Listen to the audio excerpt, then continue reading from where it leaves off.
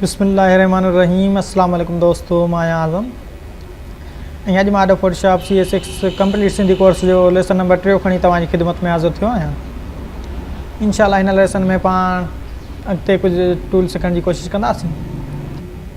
Lesson number 2 में दोस्तों पाण कुझु 1-2 टूल कवर कया ऐं गॾोगॾु लेयर पैनल ते बि कुझु नज़र घुमाई। ऐं हिन लेसन में दोस्तों पाण कुझु अॻिते सिखण जी कोशिशि कंदासीं। तो दोस्तों सब खां पहिरीं पंहिंजो फोटोशॉप ओपन कंदासीं ऐं दोस्तों हाणे जेको दोस्तों पाण टूल सिखंदासीं उहो आहे लासो टूल।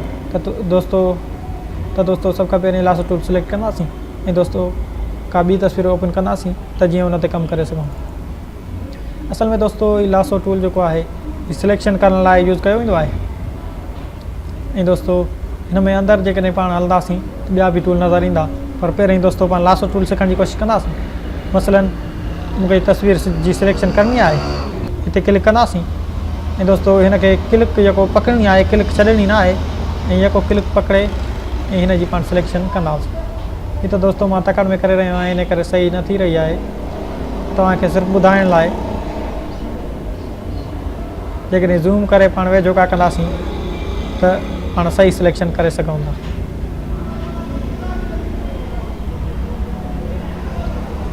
हिते अची हिन खे दोस्तों छॾींदासीं ऐं हीअ दोस्तों सिलेक्शन थी वेंदी। हिन खे Ctrl+Z बैक कंदासीं, Ctrl+D कंदासीं त दोस्तों जीअं डी सिलेक्ट थी वेंदी। उन खां जेको दोस्तों नेक्स्ट आहे पॉलीगोनल लासो टूल। हीअ दोस्तों असल में हीअ बि सिलेक्शन कंदो आहे, पर हिन सां हिन जो कमु इहो आहे त हिते क्लिक करे हिन खे चिके हिते क्लिक करिणो पवंदो, वरी हिते क्लिक करिणो पवंदो ऐं हिन खे क्लिक माण्हू कंदो वेंदो त हीअ सिलेक्शन कंदो वेंदो।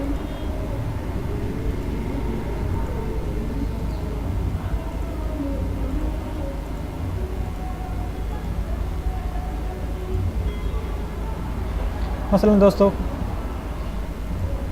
मां हेतिरे खे ई सिलेक्ट करे थो वठां, जेकॾहिं सॼो सिलेक्ट कंदुसि त वीडियो डिघो थी वेंदो। ऐं दोस्तों हिन खे दोस्तों पाण ईअं सिलेक्ट करे कम में आणे सघूं था। Ctrl+Z बैक कंदुसि ऐं Ctrl+D सिलेक्ट कंदासीं। उन खां दोस्तों जेको नेक्स्ट आहे उहो आहे दोस्तों मैग्नेटिक लासो टूल। असल में दोस्तों हीअ चकमक वांगुरु चंबड़ंदो वेंदो, हिन खे बसि हिते क्लिक करिणो आहे ऐं दोस्तों हीअ टूल तमामु घणो यूज़ थींदो आहे। हिन खे बसि पाण खे हिते क्लिक करे हिन खे रस्तो ॾेखारींदा वेंदासीं ऐं हीअ सिलेक्शन कंदो वेंदो। मसलन दोस्तों मां सिर्फ़ु हिन खे रस्तो ॾेखारे रहियो आहियां, हीअ सिलेक्शन कंदो वञे।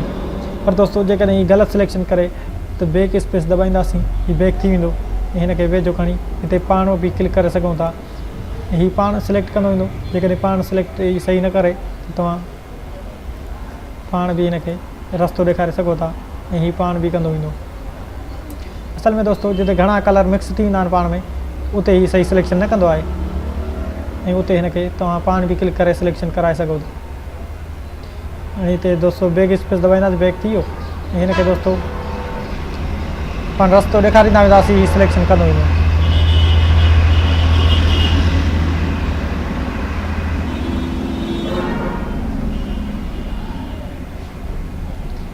दोस्तों हिन खे बैक कंदासीं,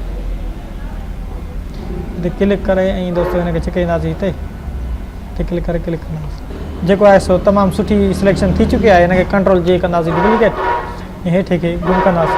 हीअ दोस्तों तव्हां ॾिसी सघो था त बिल्कुलु सही सिलेक्शन थी चुकी आहे। हिन Ctrl+Z बैक कंदासीं त दोस्तों तमामु घणो यूज़ थियण वारो टूल आहे ऐं तव्हां बि हिन खे यूज़ करे ऐं हिन मां फ़ाइदो वठी सघो था। उन खां पोइ जेको दोस्तों आहे उहो आहे क्विक सिलेक्शन टूल। असल में दोस्तों हिन नाले मां ई तव्हां सम्झी विया हूंदो त जल्दी सिलेक्ट करण वारो टूल आहे ऐं मां बि तमामु घणो हिन खे यूज़ कंदो आहियां पंहिंजे कम में।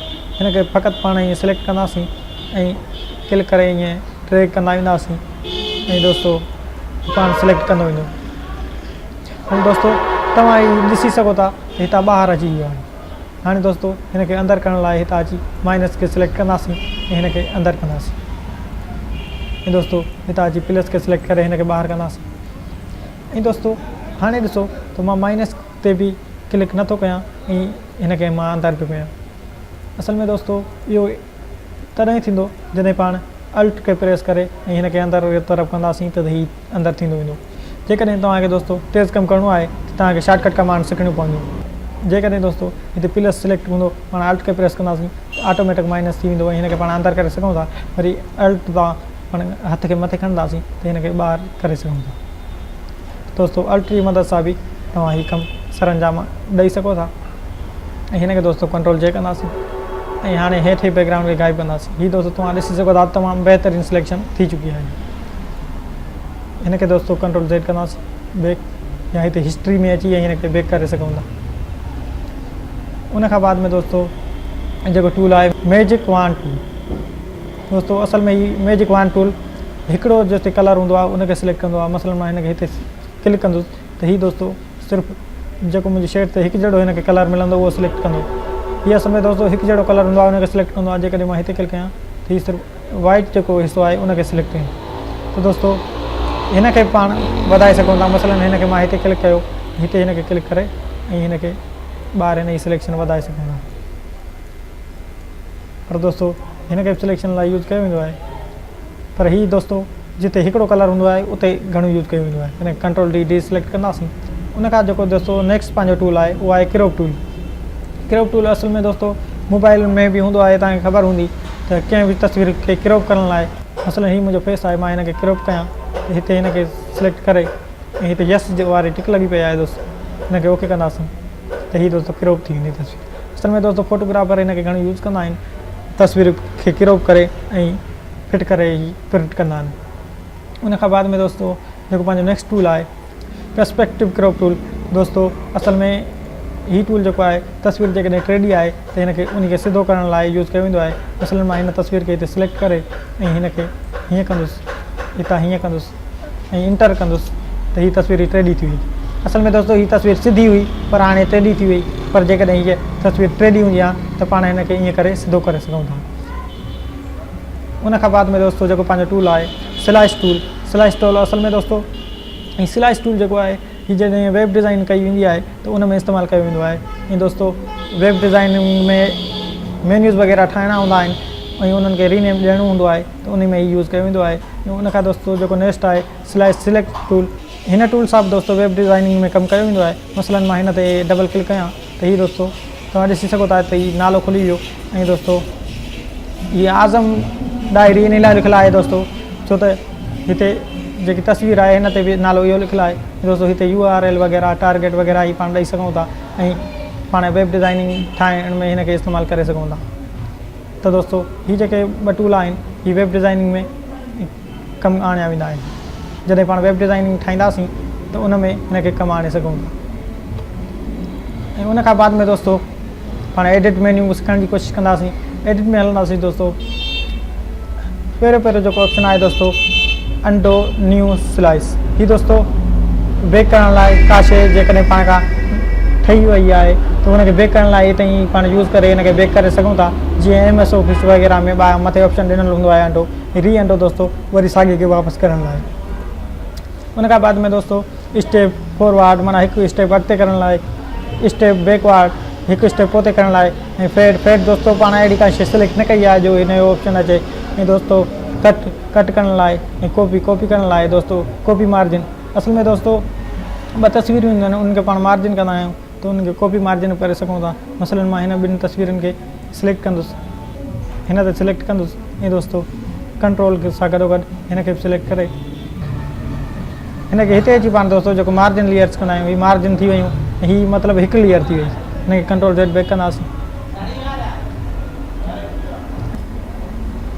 उन खां बाद में दोस्तों अॻिते हलंदासीं पेस्ट। दोस्तों तव्हांखे ख़बर आहे त का शइ पेस्ट करण लाइ ऐं पेस्ट स्पेशल क्लियर करण लाइ चेक स्पेलिंग। दोस्तों जेको पाण जेकॾहिं पाण का शइ लिखी रहिया आहियूं इंग्लिश में त उन स्पेलिंग चेक करे सघूं था। ऐं फाइंड एंड रिप्लेस टेक्स्ट। हीअ दोस्तों टेक्स्ट जेको पाण का शइ लिखंदा आहियूं उन लाइ कयो वेंदो आहे ऐं फिल करे सघूं था। उन खां बाद में दोस्तों स्ट्रोक ऐं उन खां बाद में दोस्तों कॉन्टेंट अवेयर स्केल। हिन खे जेकॾहिं पाण क्लिक कंदासीं त हीअ हिते अची वेंदो ऐं पोइ पाण पंहिंजी तस्वीर जो हीअ जेको मुख़्तलिफ़ जेको लुक ॾिनो वेंदो आहे तस्वीर खे उहो बि हिन सां ॾेई सघूं था। हीअ दोस्तों तव्हां ॾिसी सघो था तस्वीर जो लुक कीअं थी वियो। त दोस्तों फ़नी तस्वीर वग़ैरह ठाहिण लाइ हिन खे यूज़ कयो वेंदो आहे।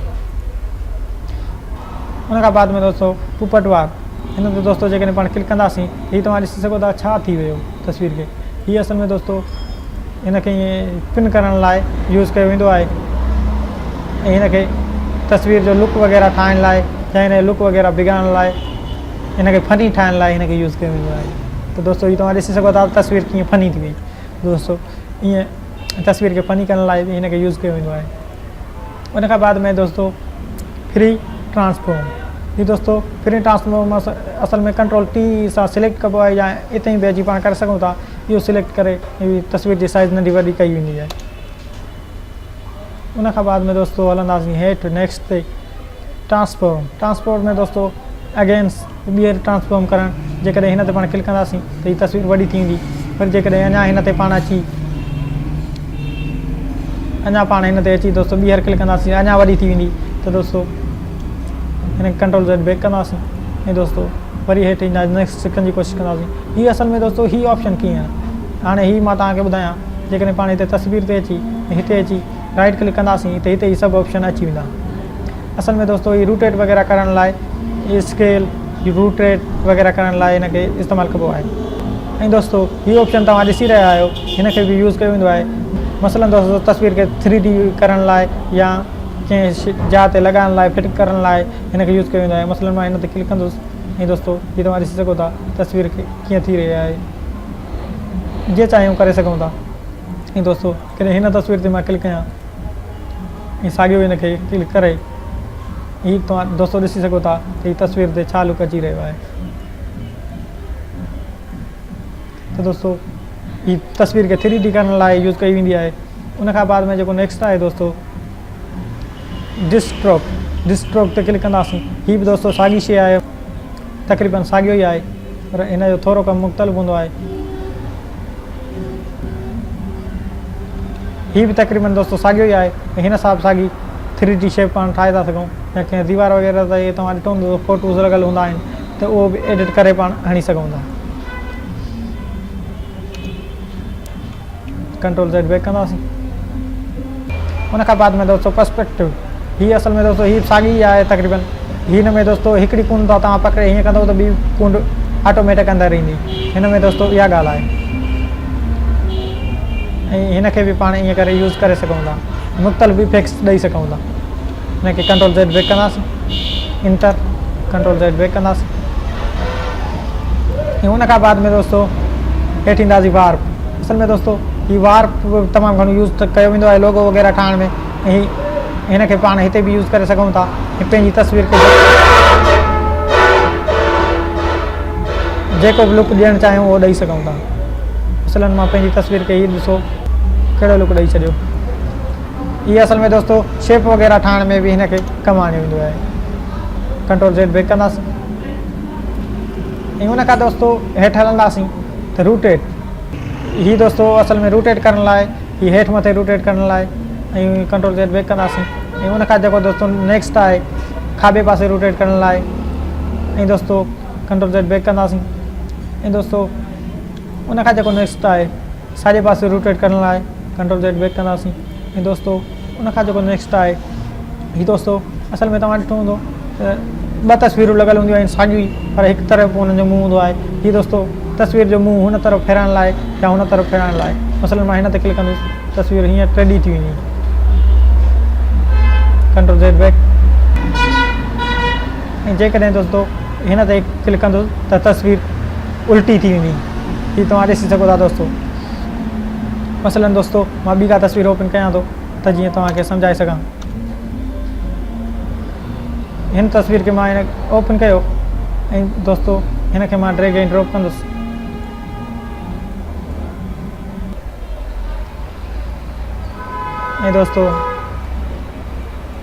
ऐं दोस्तों हिनखे मां सिलेक्ट करे राइट क्लिक कंदुसि ऐं हिते अची हिन ते क्लिक कंदुसि।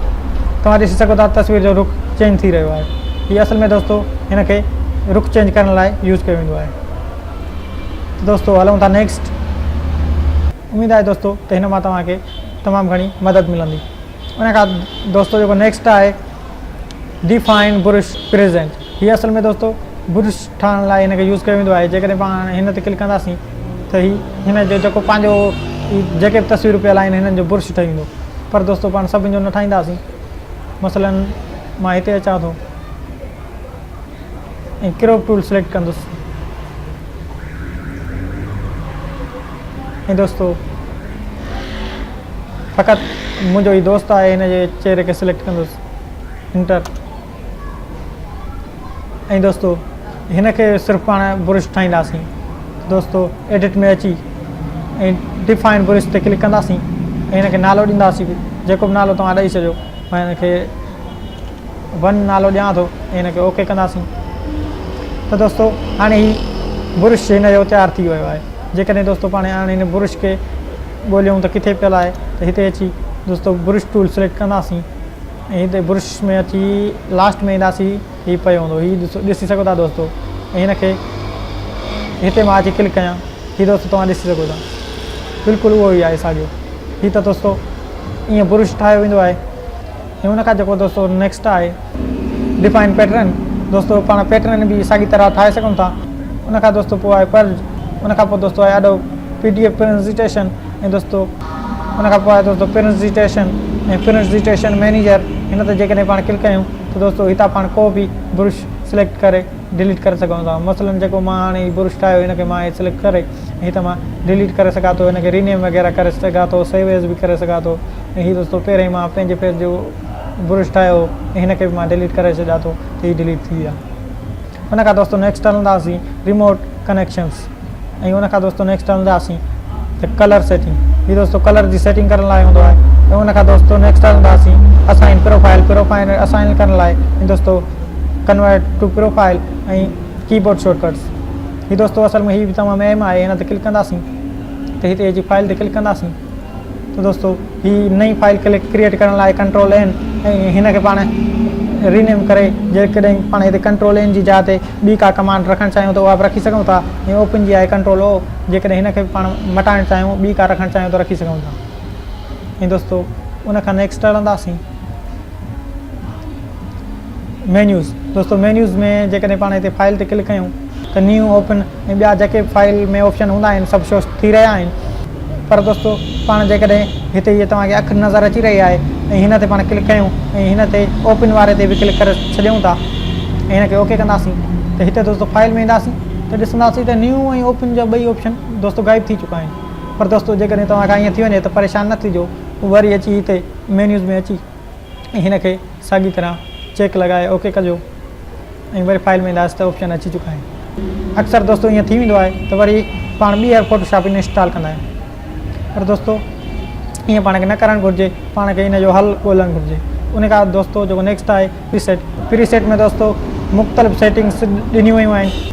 हिते दोस्तो हीअ जेके सेटिंग्स नज़र अची रहियूं आहिनि, जेकॾहिं पाण जर्नल ते क्लिक कंदासीं त हिते बि हीअ साॻियूं सेटिंग्स नज़र अची रहियूं आहिनि। असल में दोस्तो हीअ सेटिंग्स आहिनि जेके कुझु सेटिंग्स अनेबल थियल आहिनि। जेकॾहिं हिननि मां कुझु सेटिंग पाण खां अनचेक थी वञनि त दोस्तो पोइ फोटोशॉप सही कमु न कंदो आहे। त दोस्तो हीअ कुझु सेटिंग्स चेक थियल आहिनि। जेकॾहिं तव्हांजो फोटोशॉप सही कमु न करे त हिते अची मुंहिंजूं जेके दोस्तो सेटिंग्स चेक थियल आहिनि तव्हां बि हिननि ते चेक करे छॾियो। उन खां हेठि दोस्तो इंटरफेस में ईंदासीं त हीअ कुझु सेटिंग्स ॾिनियूं वयूं आहिनि ऐं हिन जा कुझु फोटोशॉप जा कलर ॾिना विया आहिनि। हीअ तव्हां दोस्तो ॾिसी सघो था त फोटोशॉप जा कलर चेंज थी रहिया आहिनि। पर दोस्तो मूंखे हीअ कलर पसंदि आहे त मां हीअं थो रखां। उन खां बाद में दोस्तो फाइल हेडिंग में दोस्तो सेव ऑलवेज वग़ैरह हीअ तमामु सेटिंग ॾिनियूं वयूं आहिनि। उन खां बाद में दोस्तो परफॉर्मेंस त हीअ फोटोशॉप जी परफॉर्मेंस कीअं आहे त दोस्तो हीअ बि तव्हां हिते अची चेक करे सघो था। ऐं उन खां बाद में दोस्तो कर्सर्स दोस्तो हीअ कुझु सेटिंग्स ॾिनियूं वयूं आहिनि त पाण ब्रुश वग़ैरह इस्तेमालु कयूं था त हुनजी शेप कीअं नज़र अचे, हिन खे पाण हितां दोस्तो चेंज करे सघूं था। हाणे तव्हां ॾिसी सघो था त हिन जी शेप मटिजी चुकी आहे। स्टैंडर्ड ते क्लिक कंदासीं न हिन जी शेप मटिजी चुकी आहे। पर दोस्तो हिन ते नॉर्मल रखंदासीं ऐं हिन जी बि पाण शेप मटाए सघूं था।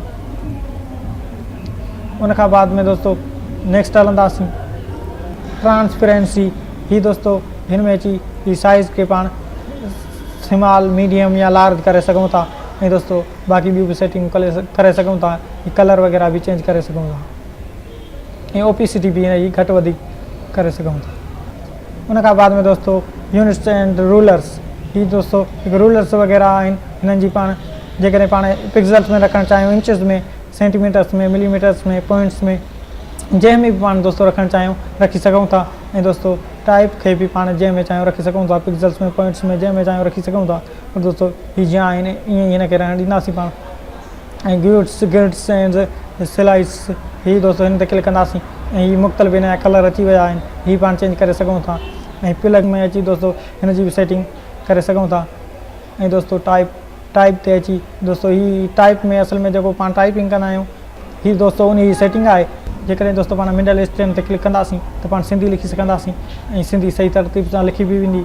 जेकॾहिं हिन ते क्लिक करे ऐं ओके कंदासीं, मसलन मां तव्हांखे लिखी ॾेखारियां, हिते अची सिंधी कीबोर्ड सिलेक्ट कंदासीं, हिते सिलेक्ट करे कापचे लिखंदासीं, दोस्तों हिन जी तरतीब सही न ईंदी। ऐं दोस्तों जेकॾहिं पाण साॻियो इन में अची साॻियो दोस्तों जनरल सेटिंग में अची साॻियो टाइप में अची मिडल स्टैंड ते क्लिक करे ॿियूं कुझु सेटिंग्स आहिनि उहे पाण जेॾी महिल मुकमल कंदासीं त पंहिंजी सिंधी बि सही लिखी वेंदी। त दोस्तों हिन खे पाण अॻिते हली सघंदासीं। उन खां बाद में दोस्तों आहे 3D ऐं 3D में अची दोस्तों मुख़्तलिफ़ सेटिंग्स पाण करे सघूं था। त दोस्तों इहो अॼु जो ट्यूटोरियल, उमेदु आहे त अॼु जो हीउ वीडियो तव्हांखे वणियो हूंदो। जेकॾहिं अॼु जो तव्हांखे वीडियो वणियो आहे त असांजे वीडियो खे लाइक कंदा ऐं असांजे चैनल खे सब्सक्राइब ज़रूरु कंदा। ॿिए वीडियो ताईं ॾींदा पंहिंजे दोस्त खे इजाज़त, दुआनि में यादि, अलाह निगहबान।